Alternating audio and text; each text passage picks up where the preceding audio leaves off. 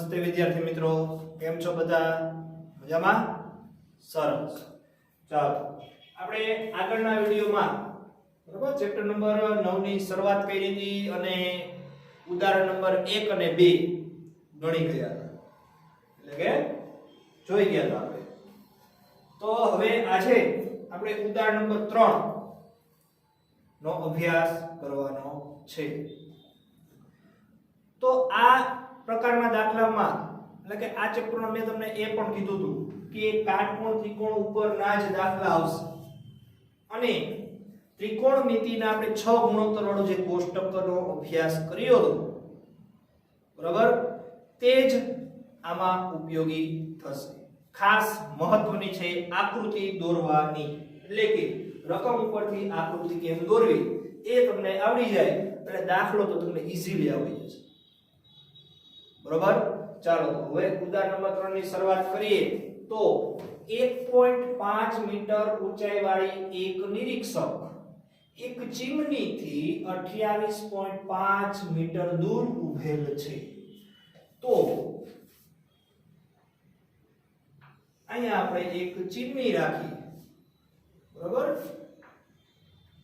આ ચીમની રાખી દે અહીંથી 28.5 મીટર દૂર, એટલે આ 28.5 મીટર દૂર એક કેટલા, તો કે 1.5 મીટર ઊંચાઈ વાળી, તો કે અહીંથી ઈ જોવે છે આ 1.5 મીટર રાખી 1.5 મીટર ઊંચાઈ વાળી એક નિરીક્ષક એક ચીમનીથી 28.5 મીટર દૂર ઊભેલ છે. તેની આંખથી, એટલે તેની આંખ અહીંયા હોય, ચીમનીના ટોચના ઉત્સેક કોણનું માપ, ઉત્સેક કોણ એટલે ઉપર જોવાનું, ક્ષૈતિજ કિરણ અને દ્રષ્ટિ કિરણ વચ્ચેનો ખૂણો એટલે ઉત્સેક કોણનું માપ 45 અંશ છે. તો ચીમનીની ઊંચાઈ શોધવાની છે. હવે હું તમને શરૂઆતમાં જ કહી દઉં કે આપણે કોઈ પણ ટાવર જોતા હોય, કોઈ પણ ઊંચાઈ વસ્તુ વાળી જોતા હોય, આપણે જ્યાંથી જોતા હોય ત્યાંથી જ એ ઊંચાઈ ગણવામાં આવશે. કારણ કે આપણો ઉત્સેક કોણ ક્યાંનો છે, તો કે આપણે આંખથી જોઈએ છે ત્યાંથી છે. સમજાણું? આપણે જો સૂતા સૂતા જોતા હોય તો તળિયેથી ગણાય.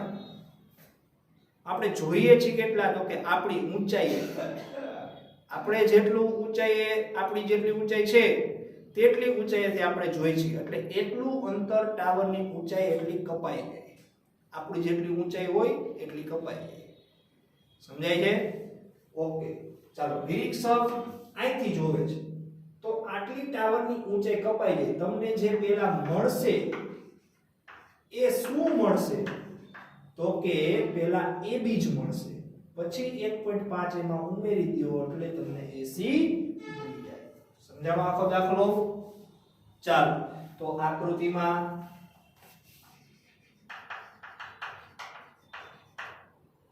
AC બરાબર ચીમનીની ઊંચાઈ, બરોબર, પછી DE બરાબર નિરીક્ષકની ઊંચાઈ બરાબર 1.5 મીટર, પછી CE, DE જેટલું હોય એટલું જ BC હશે, અથવા આયા નથી લખતા, એ પછી આપણે દર્શાવશું. CE ચીમનીથી નિરીક્ષકનું અંતર બરાબર 28.5 મીટર. ચીમનીથી નિરીક્ષકનું અંતર 28.5 મીટર તથા ખૂણો ADB બરાબર 45 અંશ. આટલું આપણી પાસે માહિતી છે. હવે આ એક છે તૂટક રેખા દોરી, તો DB લંબ AC, DB લંબ AC તથા બી બિંદુ ઈ એસી ઉપર આવેલ છે. બી બિંદુ કેની ઉપર આવ્યું તો કે એસી ઉપર, એટલે બી બિલોંગ્સ ટુ એસી. હવે ત્રિકોણ ADB માં બરોબર તો BD જેટલું જ EC થાય ઈ આયા લખશે આપણે tan 45 બરાબર સામેની બાજુ છેદમાં પાસેની બાજુ, તો AB ના છેદમાં DB. tan 45 નું મૂલ્ય નું મૂલ્ય 1 થાય બરોબર. તો tan 45 ની જગ્યાએ 1, AB આપણી પાસે નથી, DB નું માપ તો ECE જેટલું જ થશે બરોબર. તો અહીંયા લખી નખાય કારણ કે DB બરાબર CE. ચાલો તો DB નું માપ CE જેટલું થાય તો CE નું માપ કેટલું તો કે AB ના છેદમાં 28.5 કરતા બનાવો તો AB બરાબર 28.5 મીટર. દાખલો પૂરો નતા તો આપણને જે આટલું જ મળ્યું. એમાં નિરીક્ષકની ઊંચાઈ ઉમેરી દો તો પહેલા તો લખી કે DE બરાબર BC હોવાથી શું કામ થાય તો ખબર, લંબચોરસ એક પ્રકારે થયું, સામસામેની બાજુ કેવી હોય, હું નિરીક્ષક અહીંથી જોઉં તોય ભલે, હું ચીમનીને અહીંથી જોઉં અને અહીંયા આવતો રહું તો શું મારી ઊંચાઈ બદલાઈ જવાની? એટલી જ રહેવાની છે. અહીંયા 28.5 હોય કે અહીંયા હોય કાંઈ બદલાવાનું નથી. સમજાણું? મારા પગના તળિયેથી ચીમનીનું અંતર 28.5 હોય તો શું મારા માથાથી ચીમનીનું અંતર બદલાઈ જવાનું? નો જ બદલાય બરાબર. તો DE બરાબર BC હોવાથી ચાલો હવે તો કે AB BC બરાબર AC. ચાલો AB એટલે 28.5 અને BC નું માપ આપણે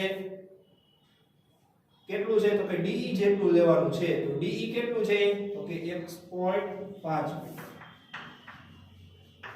એટલે કુલ આવશે 30 મીટર. તો ચીમનીની ઊંચાઈ આવી ગઈ 30 મીટર.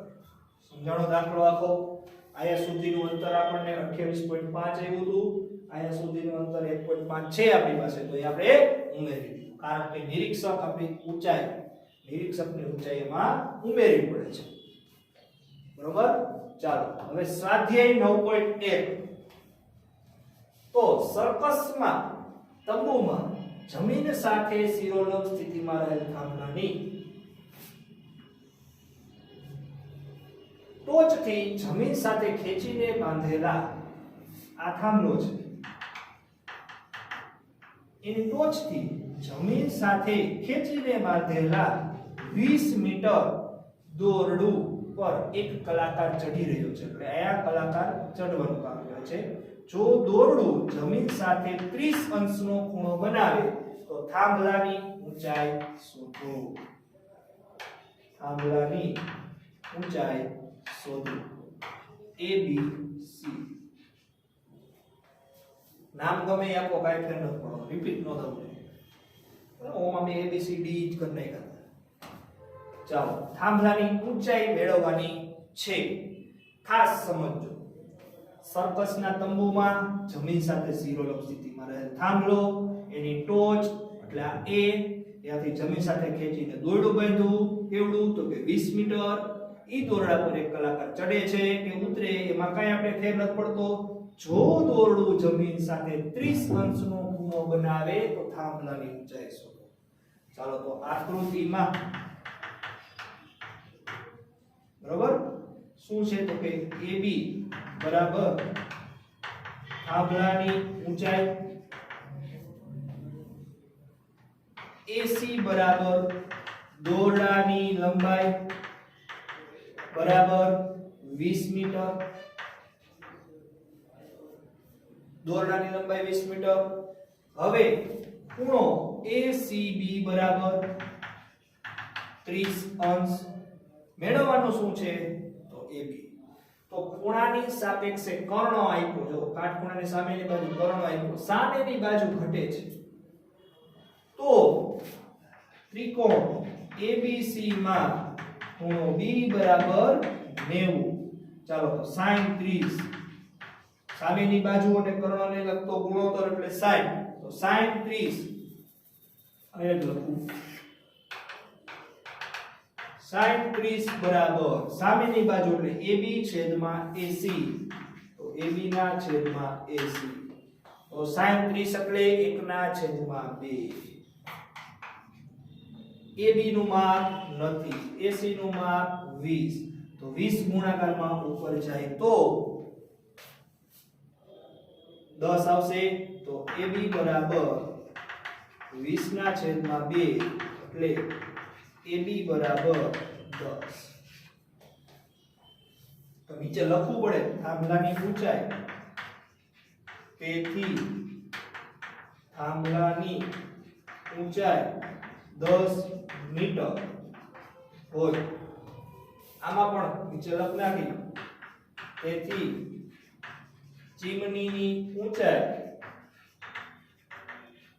30 મીટર હોય. બરોબર? તો આવા ઈઝી દાખલા છે.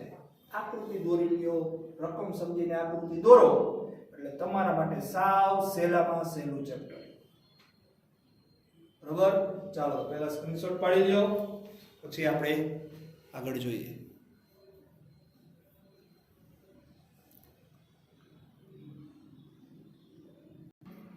ચાલો હવે જોઈએ આપણે દાખલા નંબર 2. બરોબર? હવે દાખલા નંબર 1 જે જોઈ ગયા હતા તેના કરતા થોડો અલગ, ધ્યાનથી સમજજો, થોડો ટ્વિસ્ટ પણ કહી શકાય એમ દાખલો. તો કે વાવાઝોડાને કારણે એક ઝાડ એવી રીતે ભાંગીને વળી જાય છે. જોજો આખું વાવાઝોડું દર્શાવી દીધું. વાવાઝોડું ગમે આવે, દાખલો આપણે ગણવો પડે. બરોબર? વાવાઝોડાને કારણે એક ઝાડ એવી રીતે ભાંગીને વળી જાય છે, તો કે આ ઝાડ વાવાઝોડું આવ્યું એટલે ઝાડ અહીંથી ભાંગ્યું, જમીન સાથે 30 માપનો ખૂણો બનાવે, જમીન સાથે 30 અંશનો ખૂણો બનાવે તે રીતે જમીનને સ્પર્શે છે. બરોબર? તેની ટોચ, ફરીથી વાંચું, વાવાઝોડાને કારણે એક ઝાડ એવી રીતે ભાંગીને વળી જાય કે જેથી તેની ટોચ જમીન સાથે 30 અંશનો ખૂણો બનાવે. તો ઝાડની જમીનને સ્પર્શતી ટોચ અને ઝાડના થડ વચ્ચેનું અંતર 8 મીટર હોય તો ઝાડની ઊંચાઈ શોધવાની છે. તો A, B, C અને D મેળવવાનું શું છે? તો કે A, B, C અને D. હવે આકૃતિમાં ઝાડની ઊંચાઈ બરાબર AC, ઝાડની ઊંચાઈ AC, પછી CD, BD બરાબર ઝાડનો ભાંગી ગયેલો અથવા વળી ગયેલો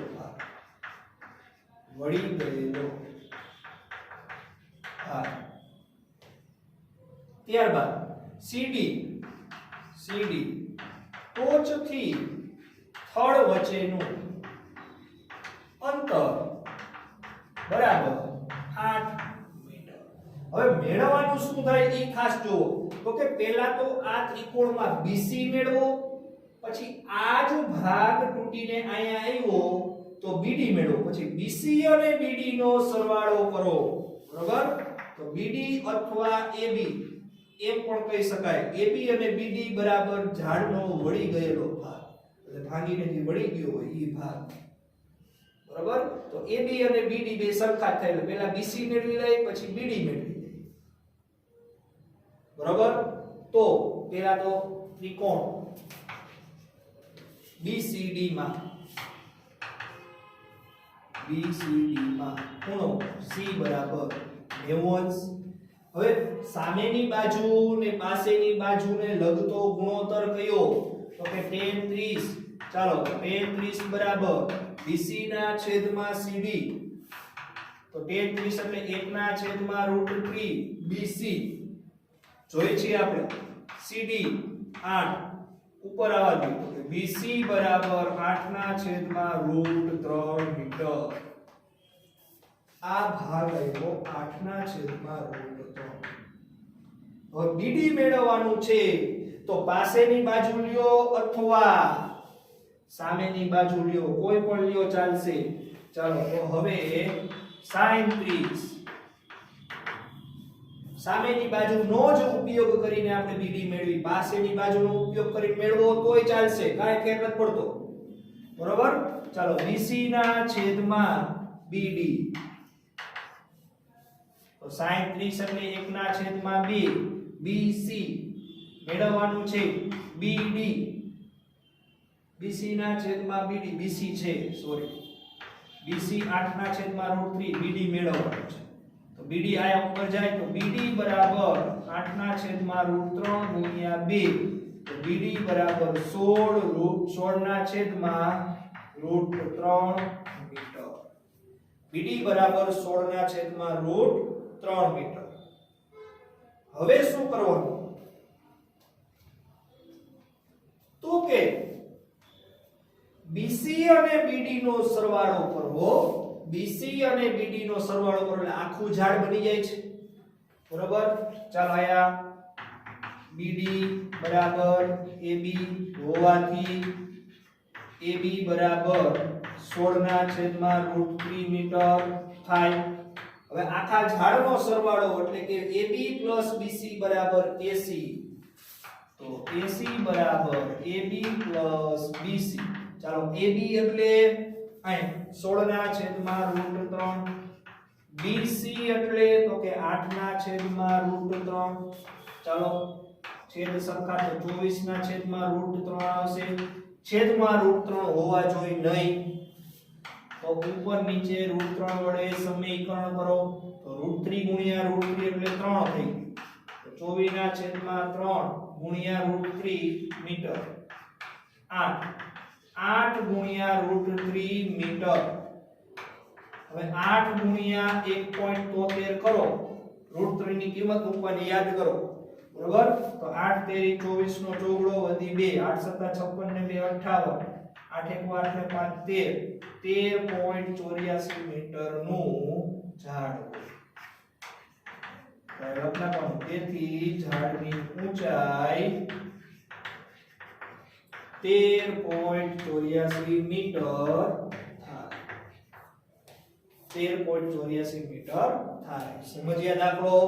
પહેલા ત્રિશંશનો ઉપયોગ કરીને સામેની બાજુ મેળવી એટલે કે sin નો ગુણોત્તર, આ tan નો વાપરો, સામેની બાજુ ને પાસેની બાજુ. પછી જે સામેની બાજુ આવી એનો ઉપયોગ કરી એટલે સામેની બાજુ કર્ણ એટલે sin નો ગુણોત્તર વાપર્યો. પછી આ જે બે ભાગ આવ્યા BC અને BD એનો સરવાળો કરો એટલે આખું ઝાડ મળી જાય.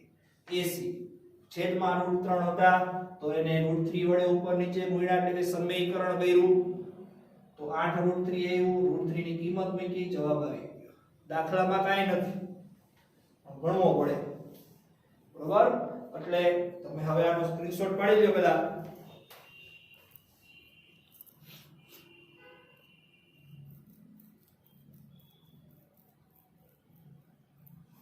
ઓકે ચાલો તો 10 પોઈન્ટ.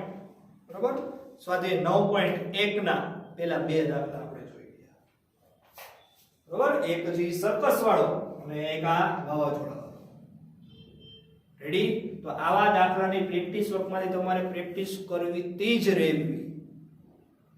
હો બહુ સરળ ચેપ્ટર છે. રકમને સમજીને આગળ વધો, આકૃતિ દોરો, દાખલો થઈ જશે. ગુણોત્તર કયો વાપરવો એ કેને લગતો છે? તો કે પાસેની બાજુ હતી સામેની બાજુ કર્ણો મેળવવાનો છે.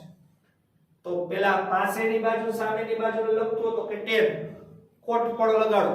ચાલો પાસેની બાજુ કર્ણને લગતો તો કે cos અથવા સામેની બાજુનો લઈને જવું હોય તો 60. એટલે તમે ગુણોત્તર કયો વાપરો છો એના ઉપર આધારિત જવાબમાં કાંઈ ફેર પડશે નહીં. બરાબર? ચાલો તો આવા દાખલા ગણતા રહેવા પ્રેક્ટિસ વર્કમાંથી. પ્રેક્ટિસ કરતા જ રહેજો. ખાસ અગત્યની છે આ સમયમાં. ઘરે રહો, સુરક્ષિત રહો. આગળના વિડીયોમાં આપણે નવા જ દાખલા સાથે મળીશું. જય હિન્દ, જય ભારત.